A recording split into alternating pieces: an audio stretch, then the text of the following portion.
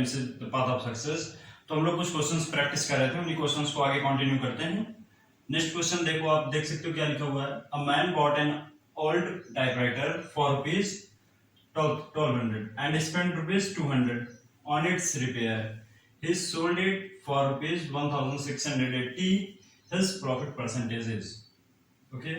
हिंदी में क्या है, एक व्यक्ति ने एक पुरानी टाइपराइटर 1200 रुपए में खरीदी, 200 रुपए उसकी मरम्मत में खर्च किया, बाद में वह टाइपराइटर को 1680 रुपए में बेचता है, तो उसका प्रॉफिट प्रतिशत लाभ बताइए कितना होगा। ठीक है, तो देखते हैं कैसे फाइंड करेंगे। पहले देखो टोटल उसको लागत कितनी की आ गई, मतलब उसको कॉस्ट प्राइस कितने का बना। 1200 रुपए में उसने खरीदी और 200 रुपए उसमें इन्वेस्ट कर दिया, उसने रिपेयरिंग में लगाया उसने, तो टोटल कितना हो गया 1400 रुपए। ठीक है, टोटल उसने कितना लगाया 1400 रुपए। अच्छे से लिख देते हैं। ठीक है, 1400 रुपए का वो टाइपराइटर उसको पड़ा और उसने सेल कितने में किया, सेल किया उसने 1680 रुपए में। तो कितने का प्रॉफिट हुआ, इतने खरीदे इतने बेचा, तो प्रॉफिट कितने का हुआ 280 रुपए का हुआ। ठीक है, 280 रुपए का उसका प्रॉफिट हुआ। अब उनको प्रॉफिट नहीं पता करना, प्रॉफिट परसेंटेज पता करना है। तो उसका क्या होता फॉर्मूला, ये जितना प्रॉफिट आया और जो टोटल लागत थी उसे डिवाइड कर दो 100 लगा कर, ये 20 कट जाएंगे, 14 से भाग कर दो, कितना आ गया 14 28 20। तो लास्ट ऑप्शन इसका सही होगा। ठीक है, तो इस तरह के क्वेश्चन आते हैं, तो उसमें भी ज्यादा समय नहीं जाएगा आप लोगों का, कम समय में क्वेश्चन इसी तरह सॉल्व हो जाएंगे। और एक नेक्स्ट क्वेश्चन भी है, ये नीचे लिखा हुआ है, इसको पढ़ते हैं क्या लिखा है। इफ द मीन ऑफ, ये मीन ऑफ ये जो नंबर्स दिए गए 8 12 x 6 14 17 इज 11, मतलब इतने नंबर्स का मीन क्या है 11। Find the value of x, तो बताओ x की वैल्यू क्या हो सकती है। ठीक है, यदि इतने नंबर का माध्य 11 है तो x का मान क्या होगा। माध्य कैसे निकालते हैं, सबको जोड़ के जितनी संख्या है उतने से भाग, तो सबको जोड़ो कितना होगा 12 8 20 और ये 14 से 20, कितने हो गए टोटल 40, और 40 और 17 और कितने हो गए 57 57, और ये x भी, और टोटल कितनी संख्या है 1 2 3 4 5 6, तो किसके बराबर है ये 11 के, जो कि ऑलरेडी क्वेश्चन में दिया है। इसको मल्टीप्लाई करोगे कितना हो जाएगा 66 66, और ये 57 उधर चला जाएगा माइनस में, ये 57 उधर माइनस कर दो, कितना हो गया 9, और ये इधर हो गया 1, सॉरी 9 ओनली 9, हाँ 66 माइनस 57 9 हो जाएगा। ठीक है, तो अब देखो कौन सा ऑप्शन आ रहा है इसमें, सेकंड ऑप्शन आ रहा है 9, फिर 66 माइनस 57। तो आप समझ गए ना, मीन का भी क्वेश्चन आएगा तो उस पर भी इस तरह का ही प्रोसेस करना है। इसको और आप डायरेक्टली कर सकते हैं, जैसे छोटी मोटी कैलकुलेशन आप माइंड में करते कि 11 से 6 को मल्टीप्लाई करते तो सर इतना भी ना करना पड़ता। ठीक, तो ये इस तरह के क्वेश्चंस भी एग्जाम में आ सकते हैं, तो आप उन सब क्वेश्चंस को भी प्रैक्टिस करिए। अब नेक्स्ट क्वेश्चन देखते हैं क्या है। फर्स्ट क्वेश्चन क्या है, which of the following equation has the sum of roots as 7, and Hindi में क्या लिखा है, इन निम्नलिखित समीकरणों में किसके मूलों का योग 7 है। तो 4 समीकरण दिए गए हैं, 4 इक्वेशंस दिए गए हैं, और उसमें आपको बताना है किसमें मूलों का योग 7 आ रहा है। ठीक है, रूट्स का सम जो है 7 आ रहा है। तो एक दिन मैंने बताया था आपको ये फॉर्मूला, ये द्विघात समीकरण में ये फॉर्मूला, ये स्टैंडर्ड होता है पूरा। ठीक है, इस तरह लिखते हैं। तो इसमें मूलों का योग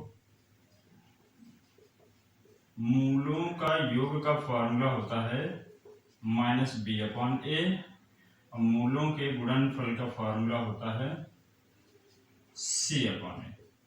ठीक है, sum of the roots is -b/a and product of roots is c/a। अब इसमें हमसे बात किसकी कर रहा है, योग की। तो उसमें देखो, अगर इसमें देखें तो a की वैल्यू क्या 1 है, b की वैल्यू -3 है, c से हमें कोई लेना देना नहीं, क्योंकि मूलों का योग हम देख रहे हैं उसमें c नहीं आता। दोनों को डिवाइड करो, b की वैल्यू रख दो, a की वैल्यू रख दो, टोटल कितना आ जाएगा 3। हमको लाना कितना है 7, तो 7 किस में आएगा, तो मेरे हिसाब से इसमें भी 3 आएगा, इसको भी छोड़ देते हैं। ठीक है, ये ऑप्शन भी नहीं होगा, ये भी नहीं होगा। अब इस पे देखते हैं, -b/, तो b की वैल्यू क्या है -7, और a की वैल्यू x² के आगे क्या लिखा है, यहाँ पर कुछ नहीं लिखा, तो इसका मतलब 1 मानते हैं। ठीक है, माइनस माइनस प्लस, कितना आ गया 1 से 7 को भाग करोगे 7, और हमको लाना क्या था कि रूट्स का सम 7 ही आना चाहिए, तो इसका मतलब कौन सा ऑप्शन सही, थर्ड ऑप्शन सही हुआ। ठीक है, थर्ड ऑप्शन सही हुआ, x square minus 7x plus 10। अगर इसमें करेंगे तो -7 आ जाएगा, तो इसलिए ये ऑप्शन भी नहीं सही होगा। ठीक है, तो मूलों का योग या मूलों का गुणनफल है, तो ये वाला फॉर्मूला लगाना, इक्वेशन इस तरीके बना लेना फिर। ठीक है, sum of roots and product of roots. Next question क्या है, ये दिया गया है कि गुणनखंड है, मतलब इसके फैक्टर है। अब इसका फैक्टर ये चार ऑप्शन दिए गए, बताना कौन सा है। देखो अपोजिट साइन हमेशा रख, यहाँ पर एक बार 1 रखो, एक बार आप 1 रखो, 1 रखोगे तो 1 की पावर 29 हो जाएगा, 1 की पावर 26, 1 की पावर 23 प्लस 1, जहां जहां x था वहां हमने 1 रख दिया, 1 पावर 29। अब देखो 1 की पावर कुछ भी हो 1 ही होता है।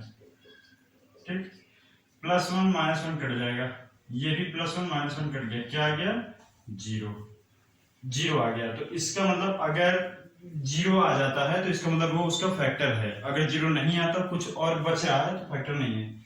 हमने x की जगह क्या रखा है 1, 1। अब ये एक इधर आ जाए कितना हो जाएगा -1। कहने का मतलब अगर आप 1 रख रहे हो तो उसका अपोजिट साइन देखते हैं, प्लस का 1 रखा है तो माइनस का 1, मतलब ये ऑप्शन हो सकता है, ये ऑप्शन हो सकता है, क्योंकि इन दोनों पे x-1 है। अब समस्या आती है, इसको भी चेक कर लेते हैं। जैसे यहाँ +1 है तो प्लस में 1 नहीं रखोगे, आप -1 रखोगे, जहां पर x है वहां पर अब आप -1 रख करके चेक करो, -1 टू द पावर 29, -1 की पावर 26, -1 की पावर 23 प्लस 1। अब एक समस्या होती है, देखो 1 की पावर कुछ भी 1 रहेगा, लेकिन -1 की पावर अगर विषम संख्या है, कोई ऑड नंबर, तो माइनस में आएगा, और अगर -1 की पावर सम संख्या है तो वो प्लस में आएगा। जैसे -1 की पावर हम बोलते हैं 998, ये क्या है सम संख्या है तो प्लस में आएगा, लेकिन अगर मैं बोल दूं 997 तो ये क्या विषम संख्या है तो माइनस में आएगा। तो अब -1 की पावर 29, 29 क्या होता है विषम संख्या, ऑड नंबर होता है, तो कितना हो जाएगा -1। ये 26 क्या है सम संख्या, इवन नंबर, तो ये कितना हो जाएगा, ये यहाँ पर 1 ही रहेगा। इसको भी -1 की पावर 23, 23 फिर से विषम संख्या ऑड नंबर है, तो ये -1 हो जाएगा, -1 -1 +1 +1। अब देखो -1 +1 कट गया, फिर से -1 +1 कट गया, तो इसका मतलब +1 भी चाहिए, तो ये इसका ऑप्शन होगा राइट आंसर, क्योंकि इसमें +1 और -1 दोनों सेटिस्फाई कर रहे हैं। कंफ्यूज मत होना, देखो जो अगर +2 लिखा है तो आप -2 रखोगे, +3 लिखा है -3 लिखा है, हमेशा अपोजिट साइन इसमें रखते हैं। और अगर आपको 0 मिल रहा है फाइनल में, अगर 0 मिल रहा है तो इसका मतलब वो गुणनखंड है, फैक्टर है, अगर 0 नहीं आ रहा तो फैक्टर नहीं है। ठीक है, तो इसी तरह से आपको 4 ऑप्शन दिए गए, फटाफट एक दो की वैल्यू पुट करके चेक कर लेना है आपको कि कौन सा सही है कौन सा। The median of the distribution 11, 16, 15, 18, 2, 23, 19 is बंटन। ये नंबर दिए गए हैं कि माध्यिका होगी, कहने का मतलब इसका मीडियन पूछ रहा है, माध्यिका पूछ रहा है। तो माध्यिका के लिए दो फॉर्मूले होते हैं, इवन के लिए अलग होता है, ऑड के लिए अलग, सम के लिए अलग होता है, विषम के लिए अलग। तो वो कैसे पता चलेगा, पहले काउंट करो इनको, 1 2 3 4 5 6 7। अब 7 क्या है, 7 क्या है, ऑड नंबर, विषम संख्या। ऑड के लिए मैंने फॉर्मूला बताया था, उसमें एक जोड़ के उसका आधा करते हैं। ठीक है, अभी कितना है 7, 7 में एक जोड़ो 8, 8 का आधा करो चौथा पद। ठीक है, 8 का आधा करो, कौन सा पद आ गया, चौथा पद, मतलब फोर्थ टर्म।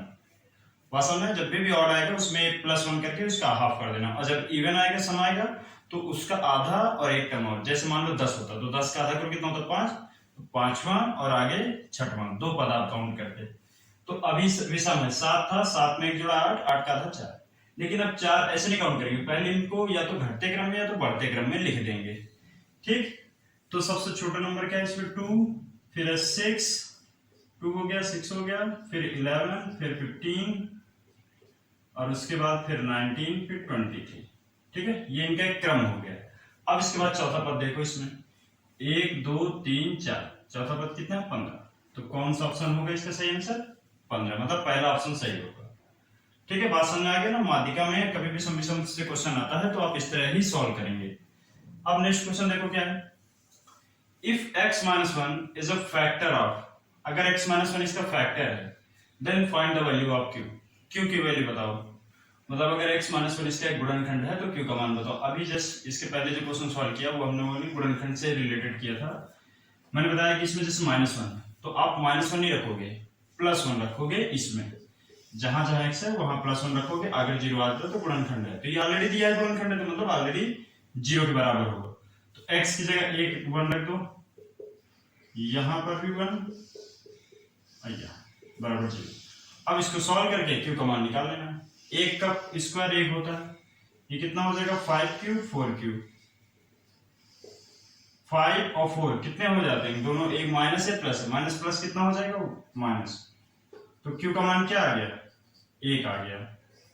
ये माइनस का इधर आ जाएगा प्लस का, तो क्यू का मान कितना आ गया एक। कौन सा ऑप्शन है, ये सेकंड ऑप्शन सही है इसमें।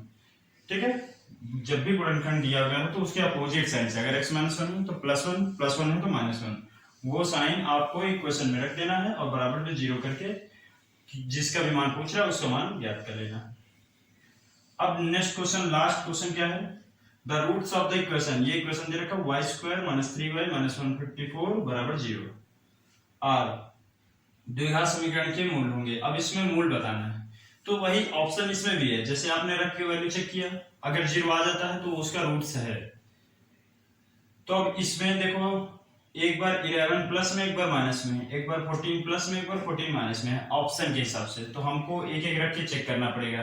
ठीक है, और जिसमें भी जीरो हमको मिल रहा है वही उसका सही आंसर होगा। तो थोड़े से बड़े नंबर है, मुझे लगता है स्क्वायर करने में टाइम जाएगा, लेकिन इक्वेशन छोटी है, कर सकते हैं। एक दूसरा मेथड भी है, वो भी मैं बता देता हूँ।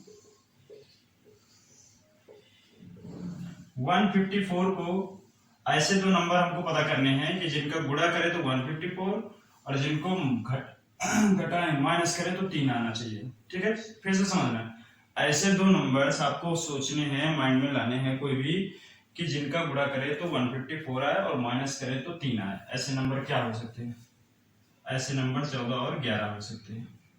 ठीक है, हम 3 की जगह पर 14 और 11 रख सकते हैं, मतलब ऐसे दो नंबर 14 और 11 होते हैं, ये तुम समझो। ठीक है, दोनों का गुणा करेंगे 154, दोनों को माइनस कर देंगे, घटा देंगे तो कितना आ जाएगा 3। तो इस तरह की सिचुएशन में जब यहां माइनस लगा हो, ठीक है, तो क्या करना है आपको, इसका जो आंसर होगा ये 14 प्लस में होगा और ये माइनस में होगा। हमेशा याद रखना, जो बड़ी संख्या होगी प्लस में, जो छोटी संख्या होगी वो माइनस में होगी। ये इसका शॉर्टकट मेथड है। तो उस हिसाब से इसका कौन सा सही ऑप्शन है, इसका भी सेकंड ऑप्शन सही है। और एक तरीका ये था कि आप एक एक वैल्यू इसमें रख करके चेक करो, जिसमें जीरो आ जाए वो गुणनखंड है। दूसरा तरीका मैं फिर से बता दे रहा हूँ, जैसे यहाँ पर लिखा था नंबर, तो आप ऐसे दो नंबर इमेजिन करो जिनका गुणा करें ये है और घटाएं तो 3 आए। ऐसे दो नंबर हमने 14 और 11 पता किए। ठीक, 14 11 नंबर पता किए, तो 14 और 11 को जब माइनस करेंगे 3 आएगा, गुणा करेंगे 7 आएगा, तो आंसर 14 और 11 होगा। लेकिन यहां पर माइनस की वजह से ये बड़ी संख्या प्लस में होगी, छोटी संख्या माइनस में होगी, तो इस सेकंड ऑप्शन इसका सही हो जाएगा। ठीक है, तो आई थिंक आपको समझ में आ गया होगा। तो आज के लिए बस इतना ही रखते हैं। नेक्स्ट वीडियो में हम कुछ और क्वेश्चन सॉल्व करेंगे। Okay, so thank you so much for watching this video.